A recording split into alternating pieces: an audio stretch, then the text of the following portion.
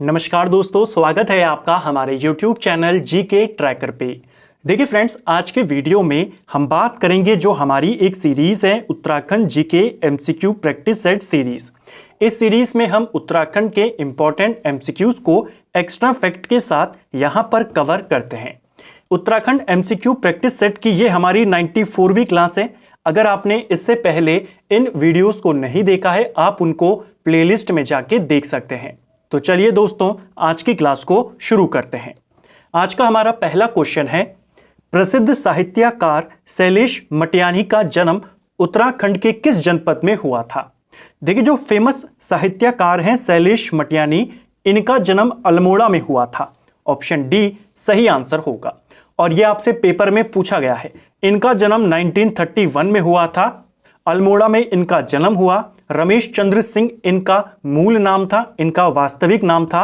इन्होंने एक पत्रिका जिसका नाम है विकल्प, तो विकल्प पत्रिका और जनपक्ष पत्रिका, ये दो पत्रिकाओं के संपादक कौन रहे हैं? शैलेश मटियानी।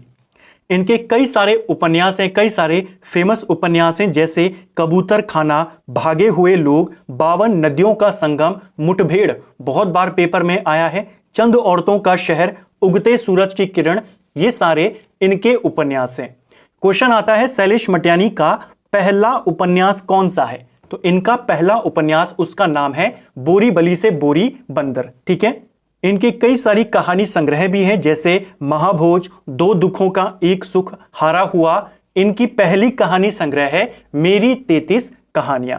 दो इंपॉर्टेंट इनके निबंध संग्रह हैं, कागज की नाव और कभी कभार। ये कुछ इंपॉर्टेंट क्वेश्चन शैलेश मटियानी से जुड़े हुए।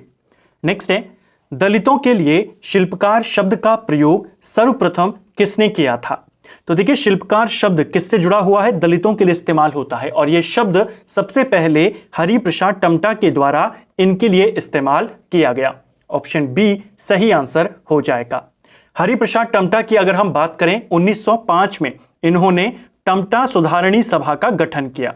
कब किया? 1905 में, अल्मोड़ा में किया। इसी टमटा सुधारणी सभा का नाम बदलकर 1911 में इन्होंने शिल्पकार सुधारणी सभा कर दिया। ठीक है। शिल्पकार नाम देने की प्रयास इन्होंने 1905-1906 से शुरू कर दी थी। पहली बार दलितों के लिए शिल्पकार नाम जो लिखना शुरू हुआ वो 1921 से शुरू हुआ, और जो मान्यता दी गई सरकार के द्वारा 1932 में दी गई। किसके प्रयासों से? हरिप्रसाद टमटा। अमोघ भूति की मृत्यु के बाद कुड़िंदों के मैदानी भागों पर किसने अधिकार कर लिया था? तो उत्तराखंड की हिस्ट्री के ऊपर एक काफी इंपॉर्टेंट क्वेश्चन है। कुड़िंद वंश का सबसे शक्तिशाली राजा कौन था? अमोघ भूति। कुछ पेपर्स में पूछा गया है अमोघ भूति किस वंश का है? अमोघ भूति आपके कुड़िंद वंश का है, कुड़िंदों का सबसे शक्तिशाली राजा है। जब अमोघ भूति की मृत्यु हुई, उसके मैदानी भागों में शकों ने अधिकार कर लिया था। जो शक शासक थे, इन्होंने अधिकार कर लिया था। जो पर्वतीय भाग थे, वहां पर अभी भी कुड़िंद शासन कर रहे थे। जो परिवर्तन हुआ वो मैदानों में हुआ। मैदानों से कुड़िंदों को हटा दिया गया, शकों का शासन शुरू हो गया। शकों के बाद कौन आए? कुषाण आए थे। ठीक है। नेक्स्ट है, कतूरी शब्द का सर्वप्रथम प्रयोग किसने किया था? तो कतूरी शब्द का इस्तेमाल सबसे पहले एटकिंसन के द्वारा किया गया था। ऑप्शन बी सही आंसर होगा। कार्तिकेयपुर वंश इसको पहले कहा जाता था। कार्तिकेयपुर वंश उत्तराखंड पर शासन करने वाला पहला ऐतिहासिक वंश है, और इसी वंश के लिए कतूरी शब्द का सबसे पहले इस्तेमाल किसने किया? एटकिंसन के द्वारा किया गया। ऑप्शन बी सही आंसर हो जाएगा। जो कतूरी शासक थे, कतूरी साम्राज्य था, इसी के काल को उत्तराखंड का स्वर्ण युग माना जाता है। ठीक है। जैसे अगर हम भारत के संदर्भ में बात करें, भारत के संदर्भ में किस वंश के काल को स्वर्ण युग कहते हैं? वो कहते हैं गुप्त काल को। ठीक है। उसी प्रकार उत्तराखंड में कतूरी साम्राज्य को कहा जाता है। नेक्स्ट है, उत्तराखंड के किस हिमालयी क्षेत्र में वर्षा काल में सर्वाधिक वर्षा होती है? तो उत्तराखंड में ज्योग्राफी को लेकर के, अब देखिए, अभी हमने हिस्ट्री का लेकर के क्वेश्चन किए, अब आपका ज्योग्राफी को लेकर आ गया। इस सीरीज में जो आपकी Uttarakhand MCQ practice set series है, आपको मिक्स क्वेश्चन देखने को मिलते हैं। वैसे उत्तराखंड की 3 मास्टर वीडियोस हमने कवर की है, उत्तराखंड की कंप्लीट हिस्ट्री, उत्तराखंड की कंप्लीट ज्योग्राफी और उत्तराखंड का कंप्लीट सांस्कृतिक तथ्य। तीनों वीडियोस आप प्लेलिस्ट से जाकर देख सकते हैं। अगर हम बात करें हिमालयी क्षेत्र में वर्षा काल में सबसे ज्यादा वर्षा कहां होती है, ये बाही हिमालय में होती है।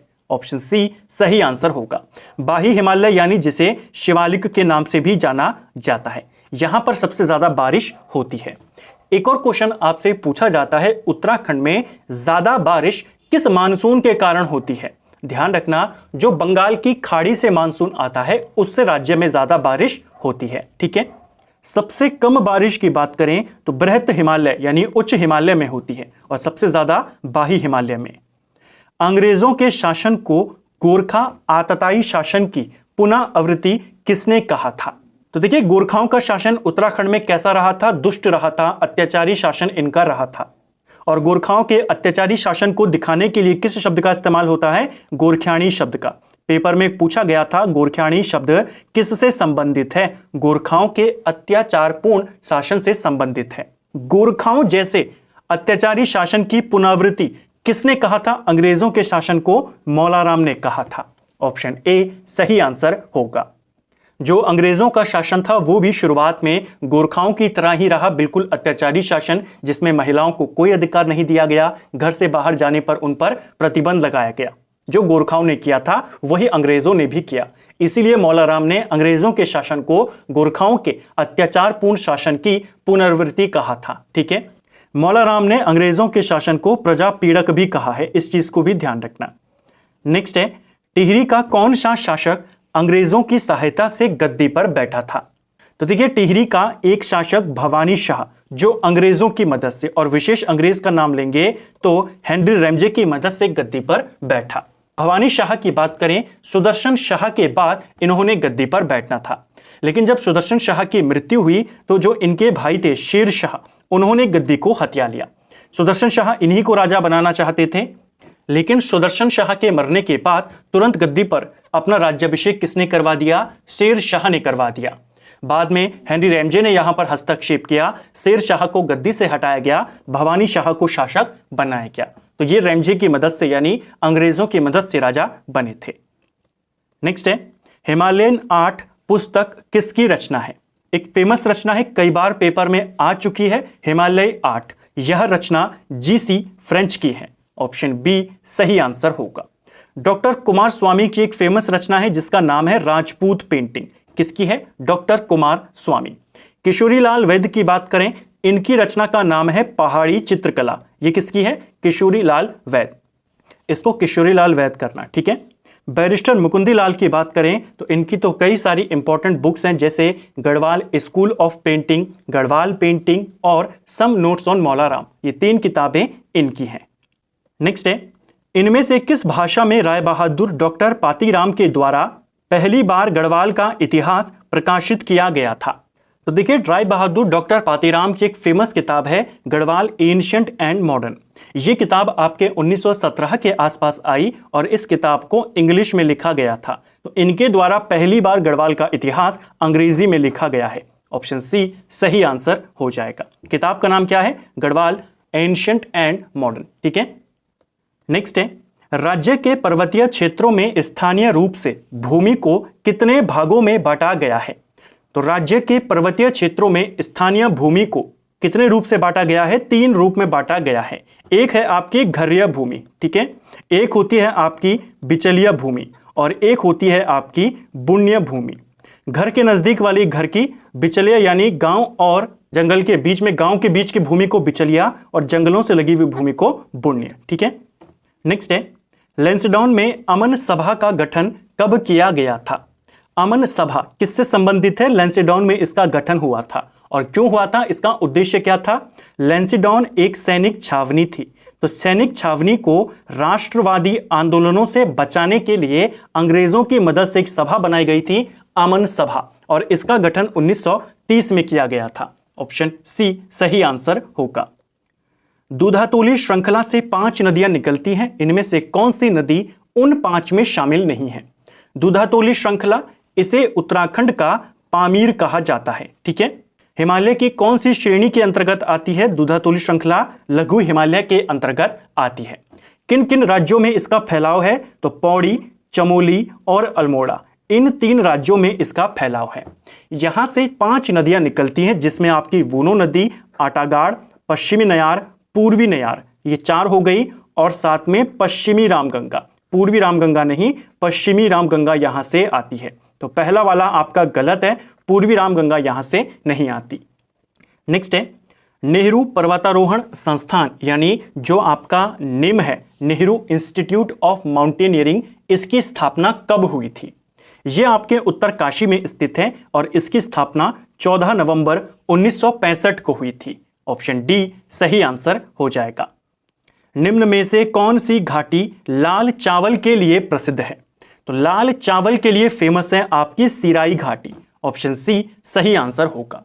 उत्तरकाशी के पुरोला में स्थित है आपकी सिराई घाटी और यह किसके लिए फेमस है? लाल चावल के लिए फेमस है।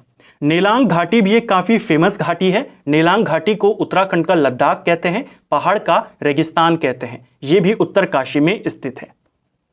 उत्तराखंड का न्यूनतम नगरीकृत जिला कौन सा है? तो कौन सा जिला है उत्तराखंड का जो सबसे कम नगरीकृत है? यह है आपका रुद्रप्रयाग। ऑप्शन डी सही आंसर होगा। देखिए रुद्रप्रयाग में समतल भूमि का काफी अभाव हमें देखने को मिलता है।